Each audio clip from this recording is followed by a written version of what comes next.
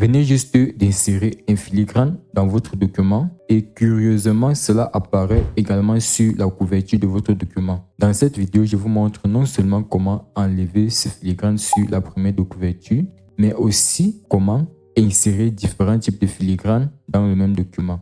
Alors restez jusqu'à la fin pour ne rien rater.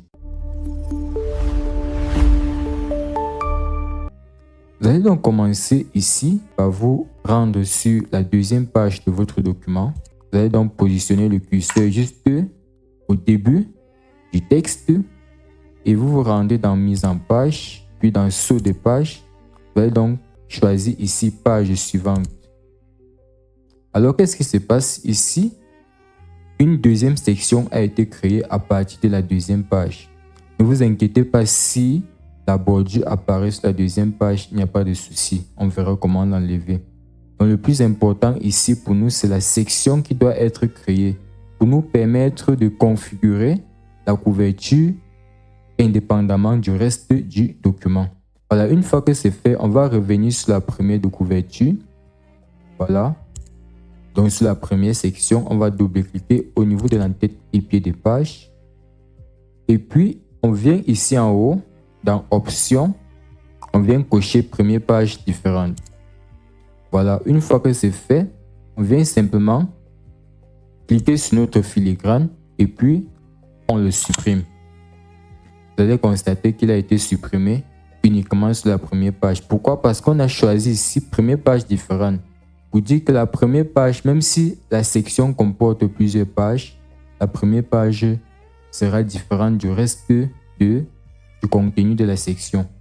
Là, une fois que c'est fait, on peut simplement fermer l'entête et pied de page. On va maintenant venir à partir de la deuxième section ici, enlever cette bordure qui a été ajoutée automatiquement. On se positionne bien sur cette section, dans la deuxième section, et puis on va se rendre dans Conception, puis on va à Bordure.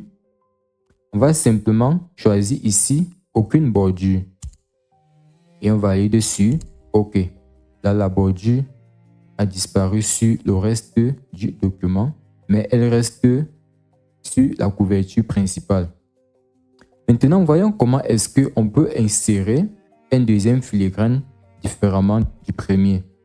Voilà, supposons qu'à partir de cette page, je voudrais un filigrane différent de celui qui est là présentement, jusqu'au reste du document. Alors, on va faire de même, on va créer une nouvelle section.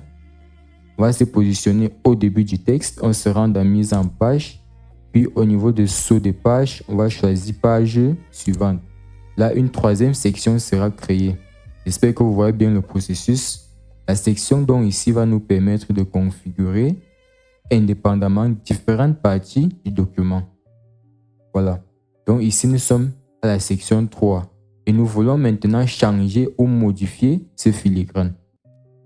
Ce qu'on va faire maintenant, on va activer l'entête et pied de page. On désactive lié au précédent. Ça veut dire qu'à partir de cette section, tout ce qu'on va faire ne sera plus lié à la section précédente.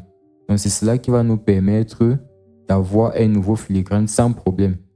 On va maintenant venir sélectionner notre filigrane.